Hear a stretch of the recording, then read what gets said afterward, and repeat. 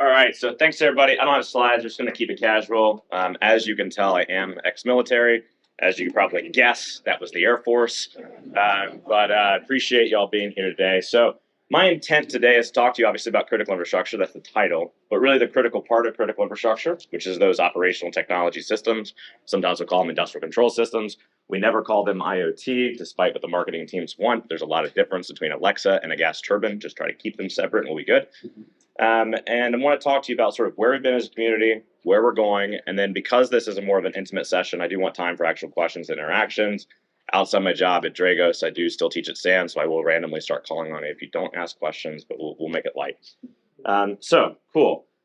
When we look at the industrial control system space, if you look sort of back to where it started, long before the internet, long before networks, that whole topic was always around the interaction with physics. And then that's the piece most people misunderstand when we start talking about the cybersecurity solutions and answers and innovation or whatever else. So people miss that whole physics piece. The purpose of those control environments is to interact with the physical world. I often talk about industrial control systems as physics and systems of systems, whereas a lot of IT security is data security and system security. If Microsoft publishes a vulnerability or publishes an update to a Windows operating system that's got a vulnerability that allows somebody to do remote code execution and escalating in privileges, everybody has a bad day. And OT don't really care. It's one system. One system in IT can be a big issue. That system getting compromised, elevating privileges, getting access to your data, taking off intellectual property or PII or whatever else kind of sort of crown jewels you have of the data, bad day. System security, data security, encrypted rest, encrypted transit, system security, endpoint protection, patching, application whitelisting, all that good stuff. OT, systems of systems and physics. You can send all the phishing emails in the world you want. It's not taking down the power grid because there's more than one grid, and that's just not how physics works, right? There's a lot more interaction required. The other aspect is systems of systems, which means any one system gets compromised, don't really care. But if I know how to use an engineer workstation, system one, to modify the running logic on a controller, system two, in such a way that it's going to have a physical manifestation on a valve, system three, that's a bad day. Not requiring any exploits, malware, or anything to get there. You just have the knowledge of how to use the systems and systems against itself. That's a bad day, okay? So a lot of IT security in the old days, or some now too, a lot of it was, what can we move into those operational environments that doesn't break the ICS? How can I take patching and do it right? How can I do antivirus and do it right? How can I take encryption and do it right? Never asking the question, should we? Different systems, different environment, different threats, different tactics, techniques, and procedures of those threats, different impact and consequence of it, but hell, why not just use the same security? That doesn't quite make sense. How many known ICS vulnerabilities have ever been used in any industrial attack? 0. And yet the first thing that people do when they come to these environments go, oh my God, they're legacy. They're outdated. We're clutching our pearls as security professionals. We got to patch these systems. Did you know they had Windows XP running here? Yeah, the plant's been running for the last 30 years. Calm down. It'll be okay. All right. I have responded to a lot of different attacks. I led the response on the OT portion of Colonial Pipeline. For those of you who are like, there was no OT portion. That's adorable. Why was I called in? Anyways, so I responded on the OT portion of Colonial Pipeline, responded to the Ukraine electric power grid attacks in 2015 and 16, was involved with the crisis attacks in 2017 in Saudi Arabia. Was the first time adversaries tried to kill people through a cyber attack. All of those put together and all the cases I've ever taken have dwarfed in comparison the number of times I've had to respond to IT security professionals doing something stupid and taking down the plant. China, Russia, and Iran combined have nothing against what IT professionals doing the wrong things in those plants can do, okay? So it may come off arrogant. It may come off like, why those operations people keep pushing us back? Because by the very statistics, you are a bigger risk to them than state actors, okay? Give you a little case study to make it a little bit more clear. And then we're going to talk about how we can do it better, right? Because this isn't about just lambasting IT security. You guys get that enough. I did a case in a Nordic country years ago where it was a wind farm, and the operations side of the house called me up and said, hey, we need your help with this. So I'm like, yeah, cool. How do you know you're compromised? Have you talked to your security team? Have they flagged something? They're like, no, we haven't talked to them yet, but we know we're compromised. I'm like, okay. Operations staff, how so? I said, well, all of our Windows systems, because each wind turbine has a localized system there at the bottom of it, each one of our systems are updating themselves. I was like, that's pretty interesting and weird. I'll take a look. And we went in. They were right. They were compromised. It was the Russian business network. It's those of you who remember them from years ago. So the RBN had went in, had compromised all the Windows systems, had started doing Bitcoin mining on the spare processing space, and to defend their turf, started keeping those systems updated, patched, and secured so that other people couldn't get into them. Okay. During the process, the incident response that I had told them, like, you should probably tell your security people that were here. They started going down that line, talk to the security people. At the end of the investigation, I come back and go, cool, here's the full view. We can get it cleaned up for you and so forth. They said, stop. I don't understand. What do you want me to do? Like, well, we talked to our IT security team. We pulled the historical records of their past rates and everything else and found that the criminals doing a better job. And like, that's adorable, but you should probably kick them out. And they decided not to, which is fine. I would not advise that. But they decided to keep the criminals because they were better at maintaining operations than the IT professionals. The point of that environment is the operations. The reason your company in business is not the website of the power company or the website of the pharmaceutical company. The reason it is business is the operation technology system. And yet, what I see, the biggest mistake you can make is walking in thinking you know what that company is there for, and that you're going to run the playbook that you ran at your last company. Anywhere in the world, as a security professional, you walk in and say, we're going to have a patch management program with good vulnerability management. We're going to do prioritization of that based on insights of exploitation. We're going to roll out endpoint protection. We're going to roll out application whitelisting. We're going to start encrypting our data that needs the network. We're going to have good break and inspect and proxies and inbound, so forth and so on and so on. Run that playbook in almost every enterprise IT company in the world. Most of those things that it's rolled out and talked about, we bring down facility.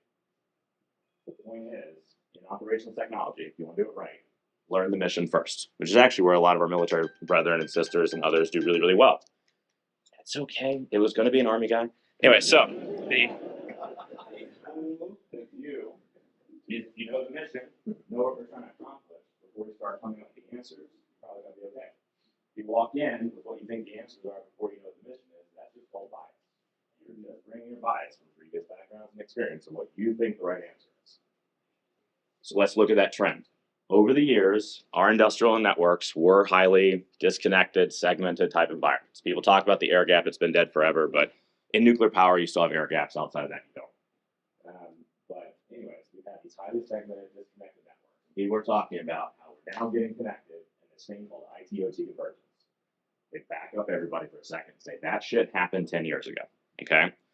The connectivity happened 20 years ago. What happened, though, is people didn't understand all that connectivity was taking place because, for most companies, it was difficult, if not impossible, to go from your IT network into OT. So they'd pen test, they'd look, they'd say, look, we can't do it. We're protected. Yeah, but your operations are connected to everybody else's IT. The integrator, the original equipment manufacturer, the contractor, the local union, the maintenance personnel. So you have all this connectivity from that operations side of the house and half of it. The IT-OT convergence thing, again, 10 to 15 years ago, we had that. We have Windows CP cards on the side of an ABB remote terminal unit. Convergence happened. People talk about convergence as if IT and OT security practices are going to converge together. They won't. Different mission, different systems, different impact, different networks, different. Don't apply the bias in the background of what you think security should be. Go learn the mission. So, long story short, we are in a place now where we have highly networked, highly connected industrial systems at the same time that adversaries have figured out how to do disruption and destruction. For years, they've been doing the espionage stuff. That goes back since the beginning. Actually, most of you remember the APT1 report that Mandiant published. Everyone thought about the IT side of that. None of that crap had anything to do with IT.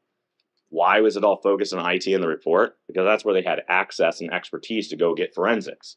But do you think the adversary is compromising Dow Chemical and Boeing and these kind of companies for their website data? No, it was for their industrial operations and engineering understanding and intellectual property coming out of the manufacturing side of the house. Okay. When you go talk to the incident responders and go, why did you go to those operational networks? They said, yeah, they were really weird, and we were told not to go into them by the time books. Okay, good. But you still missed the point of the investigation. So I would tell you that industrial stuff has been happening a lot longer than people realize because it's been the point of a lot of these compromises. Not always, but a lot of them. So what's the big trend, the one that causes concern? We have moved from an environment where it was very heterogeneous. And this one's probably a lesson for the military folks in the audience as well, especially for all your weapon systems. But when you look at heterogeneous environments, what does that really mean? It means that a refinery in Texas has almost nothing in common with the refinery in Dammam, Saudi Arabia. It means that the refinery anywhere in the world has almost nothing in common with the transmission substation. And the generation site in Con Ed and upstate New York is very different than the generation site in Southern Company in Alabama. Heterogeneous. Those systems are built. Different system, different integrator, different way of putting it together. We moved away from that. Started moving away from it about a decade ago. We've pretty much moved away from it now at all new facilities. Why? Because it's hard to maintain. I don't want to take an engineer and operator at Cherry Point Refinery and have to move them to another refinery and completely reskill them. It's not good for the business. It's not good for careers. I also don't want to, as the vendor, maybe I'm ABB or Siemens or Honeywell or whoever, I don't want to have to maintain 300 different versions of each product line that then I have to worry about the vulnerabilities of, the configuration of, the documentation of, the security board not. It's just difficult to design that way. So we started moving for all the right reasons to the modular system. If you want to do a solar concentrator farm, this is the way to do it in an Emerson design. This is the way to do it in a Honeywell design. So we moved towards common operating protocols, common operating systems, common operating designs. We moved towards homogeneous. Previous, if you wanted to go and kill somebody through a cyber attack, you were doing handcrafted, farm-to-table custom development. There's a physical environment made it necessary. With that heterogeneous environment, you only had one shot on the attacks.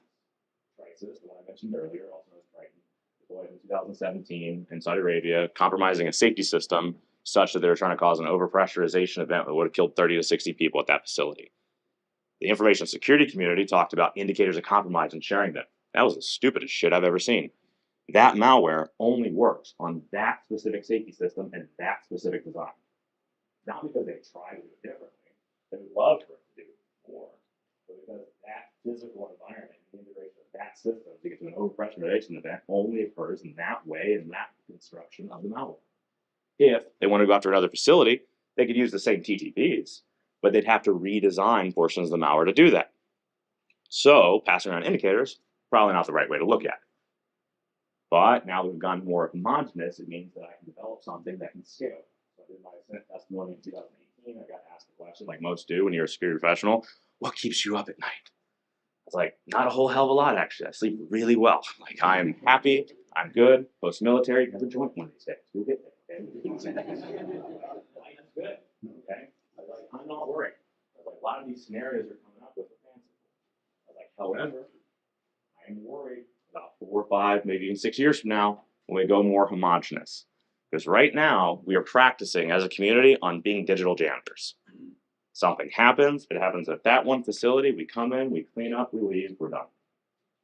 When you start getting to homogeneous systems, you're going to start to see attack frameworks that can be reused and repeatable, not even across sites, but across industries.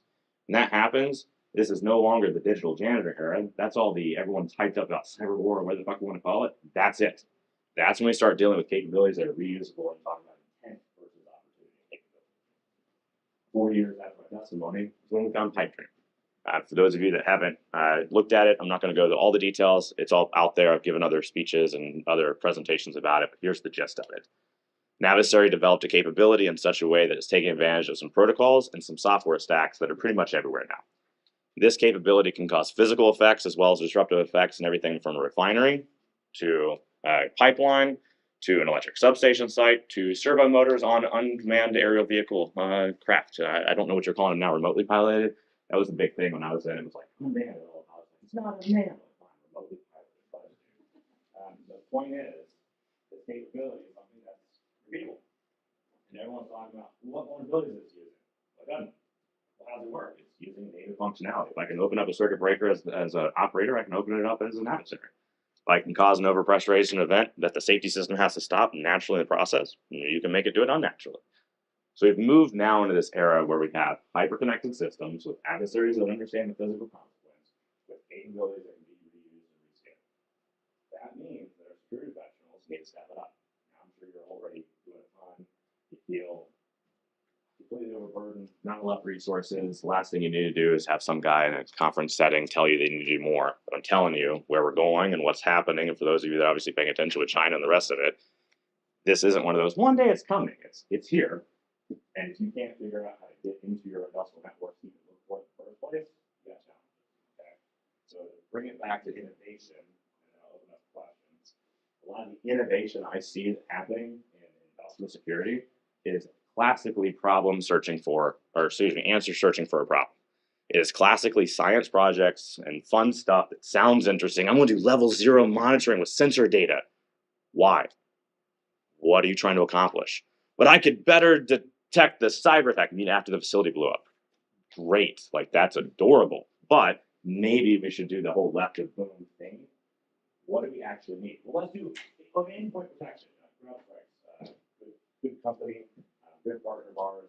I tried to talk to the CEO of Laurel about the whole endpoint protection monitoring thing. I was like, cool, we can get there eventually, but I don't quite understand what you're trying to do.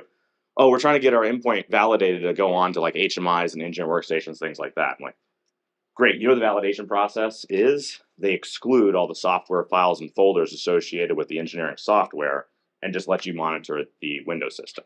So you're taking a system built in IT, taking a security product built for IT threats in an IT environment, applying it into an industrial environment, excluding the stuff that we actually care about and calling that success. I don't think that's really innovation. The reality is learn the mission, learn the problem, then think of the security answers required. And the sad part is, I think the less sexy part is actually not a lot of innovation. It's actually a whole lot of doing. I regularly see the infights in the government, but it's actually just because I care and that I love the government. I just believe in being, stop calling it free services. They're tax-paid services. Anyways, but when you look at some of the government approaches, it's what are we doing in AI and quantum and what's going on with blockchain and how can we do the next big innovation? Damn, what is the life of a water utility? Most water utilities on average have 4 or 5 of them that they share one IT contractor. Before we start about, talking about quantum, can we get a firewall? Can we start with some of that? The reality is the basics in industrial not only are viable, depending on which ones you apply, but they're also the thing that is sorely missing. So before we start talking about next gen innovation, let's talk about doing the things we've learned over the last 20 years and applying it to these facilities in the right way. You do that, you're going to be successful. From the Dragos side of pitching in the innovation thing, like all we did was say, hey, you should probably know what's in your network and you should probably be able to detect the known adversaries. It was like, but what about the unknown unknowns? Like, can you detect TeamViewer on your HMI right now? Well, no, but let's start there. That was the innovation, was just doing well at scale and hard shit. And we've done well so far as a result. Do the hard shit, not just the things that sound sexy. When you understand the mission, you'll be okay. All right, so with that, I can get into any different cases and whatever, but I want to leave about 15 minutes, and it's about 12 minutes left now, for interaction and questions and, hey, what's going on with this? Or what's going on at the policy level? I'm happy to answer anything, but policy and regulatory, what's going on internationally, specific incident response cases, whatever you want to talk about, happy to do. But the only game is you got to ask questions. And for somebody that says, yeah, and there's no stupid questions, the fuck there's not. I've been asked a lot of stupid questions, but I'll try to be nice about it if one comes up. So what do we got? All right, y'all. Don't make me call randomly. Yeah. Well, you referenced to the Internet of Things. Do you feel that's increasing the risk then? Because you create so much more tied togetherness. Yeah. Great question. So I think there's. Yeah. I often tell people no one in this world has ever had to wonder my opinion. Anyway, so in terms of IoT, it can. Right. So I think there's elements of it that are getting hyped up, and I think there's elements of it that drive real risk. What's the risk in most cases? It's the connectivity. I don't really care that it's a shitty Raspberry Pi, because then someone would be like, well, look, it's got all these issues and it's not secure. That's system security. Don't really care. I care that you've taken an industrial process that was no longer previously connected to the internet. Now you've connected it up through this little gateway that nobody monitoring north, south, or east-west traffic. That is acting as a bridge to get in. That is the issue. Then you talk about another point, which is actually really, really good, which is really leaning to complexity. So attack surface 2, but much more, in my opinion, complexity. We had a incident response case where it was an individual power producer. All they do is generation. And they called us for incident response because the operators had an issue, called the security team. The security team didn't know and said, call Dragos. And so we came in, deployed our tech, all that fun stuff. While we're getting ready, I talked to the operations people, just trying to assess how serious this is. Sometimes you get called on for nothing. I was like, cool, guys, what queued you off? And they're like, yeah, we took down the gas turbine for maintenance. I was like, yeah. They're like, in the morning it came on its own. They're like, oh shit, like that's not good. In the history of gas turbines, I don't think that's ever happened. Because gas turbine is not like a little thing for your car that's like kill people type things. Anyways, so we're like, oh, okay. And what it was is previously, at one point in history, every plant had somebody who worked there for 30 years that thought that was a junior, that had a daddy that worked there, that had a granddaddy that worked there, and so forth and so on. And they knew everything about that industrial network, everything about the physical process, everything about the system. But as we've become more automated, as we've increased that connectivity, as we've driven more efficiencies out of automation, we've made these industrial environments extremely complex. So you used to be able to get root cause analysis pretty easily when something went wrong, but the increasing of the components, which some you may look at as attack surface, is also just massive complexity. So now the ability to get root cause analysis is almost moot. So the operations staff could not get root cause analysis, so said maybe this is a cybery thing. And when we looked at it, what it was one of the HMIs was sending commands across the network to the controller on the gas turbine. Said, okay, that's weird. One of my incident responders, Leslie Carhart, they did a good job. They went in and said, hey, can we look at the system? They said, hey, it's a NERC SIP classified asset, regulatory stage. You can't do anything to it. If it's not already installed on it, you can't touch it. Can't put tools or whatever else. And so Leslie was like, yeah, that's fine, and opened up Windows Paint. Never seen Windows Paint use an incident response case before. But we walked away, did our stuff, came back the next morning because it was no longer critical of facilities up and running. They just need to get root cause analysis before going into long-term operations. Came back in the morning. There it goes. There's little blotches on the screen with the little Windows Paint. You see like little black spots. What was it? Well, an integrator had come in and done a DCS or distributed control system upgrade, had upgraded that facility. Those screens were now touch screens. They were overpressurized and overly bright. Moths were getting in at night and hitting the screen. And when the HMI window was up just in the right place to hit the screen, it kicked off a control loop to activate the gas turbine. Complexity is going to kill us a long time before cyber anything does. That being said, it's all the same shit. If I can pick up on that and understand that interaction about that, well, I can detect adversaries doing the same thing. So in industrial security, positioned well, is more about operational resilience than it is about security. It's both, two sides of the same coin. And you're going to get that sold pretty quickly in the plant as well. Long story short, though, the IoT or IIoT or whatever else around it is causing complexity that reduces our ability to get root cause analysis. That's the risk I see, not the vulnerability in the gateway. Yeah. Perfect. What else?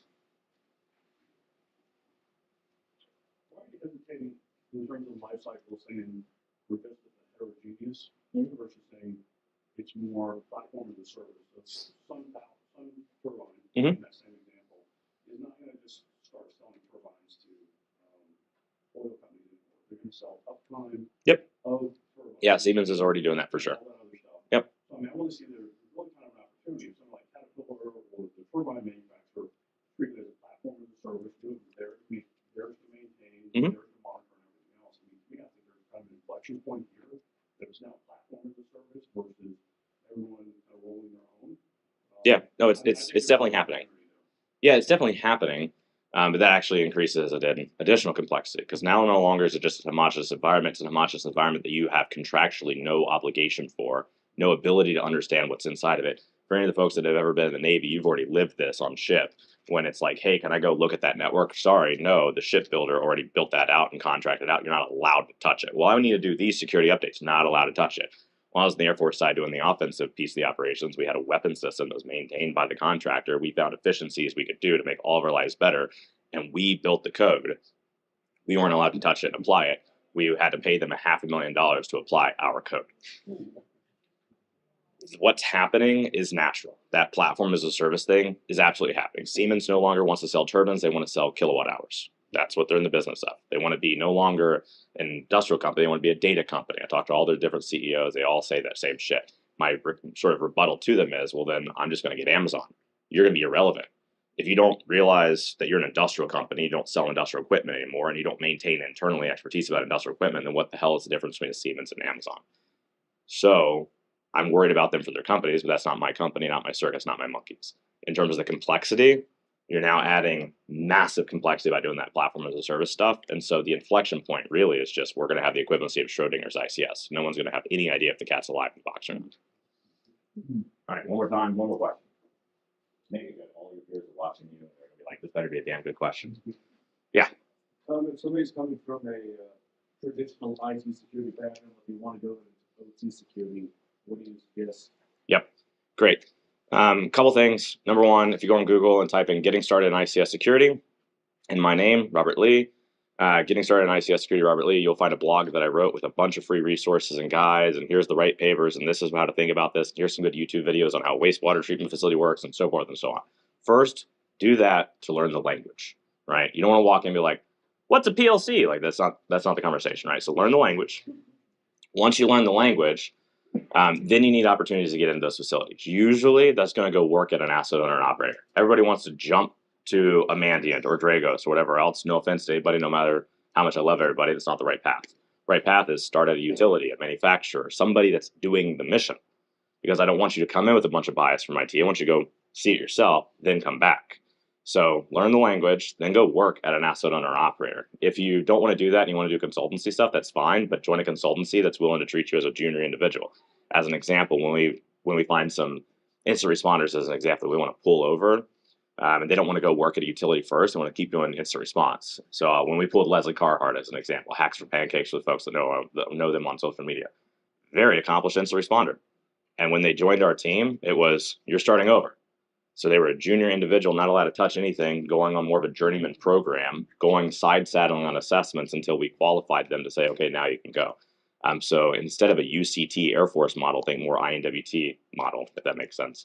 Long story short, weapon system training, journeyman skills. I hate this whole, no offense to the fact that we're in a university, this idea that you're going to go get a 4-year degree that's going to be relevant in any discussion is ridiculous. We don't even look at degrees when hiring people. The things that are coming out of universities are not applicable mostly to what we're trying to accomplish. They're there to be academic. Academia is there to train PhDs. It has a very good place in society, but it's not necessarily practitioner skills that you're doing on a daily.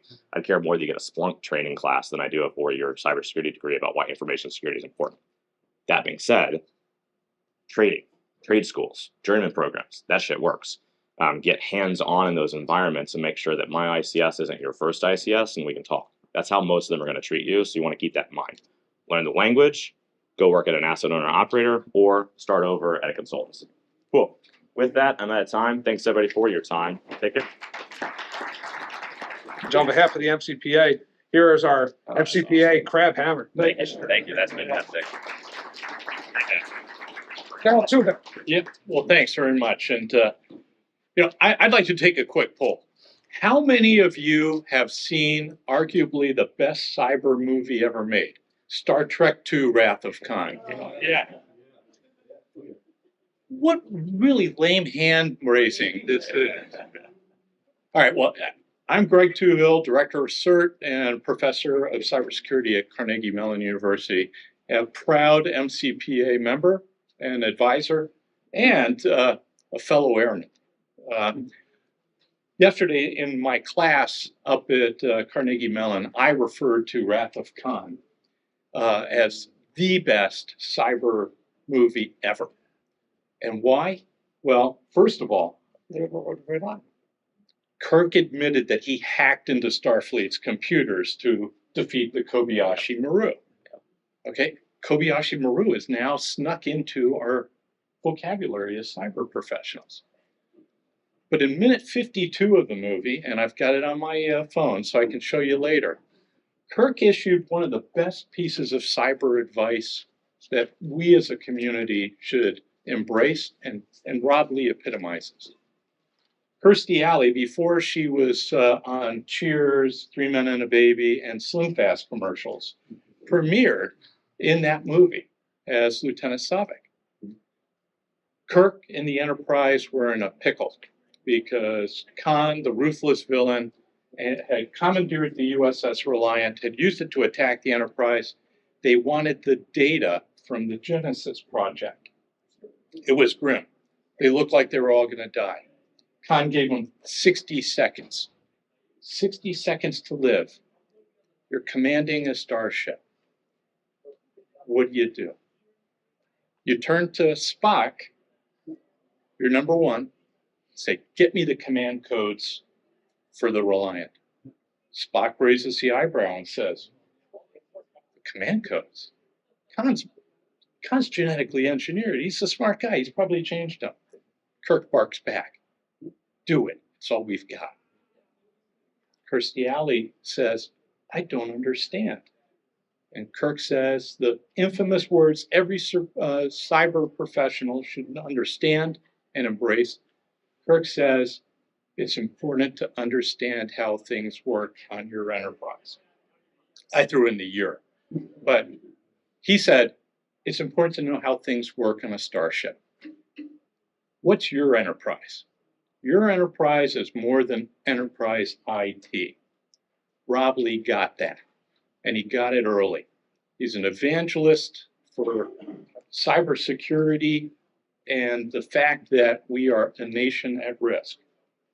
He's got global impact. He's a great representative of the honor of the military services, as well as a great American doing great things to protect the world.